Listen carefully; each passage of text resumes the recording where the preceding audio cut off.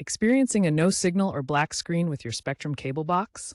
Let's troubleshoot the common culprits: input mismatches, faulty cables, and incorrect resolution settings. First, ensure your TV is set to the correct input. Modern Spectrum boxes use HDMI. Check your TV's input menu and select the corresponding HDMI port, HDMI 1, HDMI 2, etc.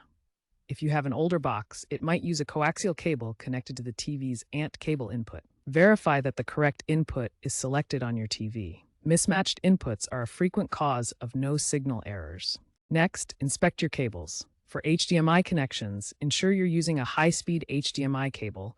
HDMI 2.0 or 2.1 is recommended for 4K.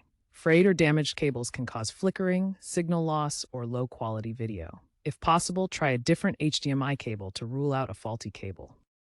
Finally, check the resolution settings on your Spectrum cable box. You can usually find these settings by pressing Menu on your Spectrum remote, then navigating to Settings, Video, and Resolution. Ensure the resolution matches your TV's capabilities.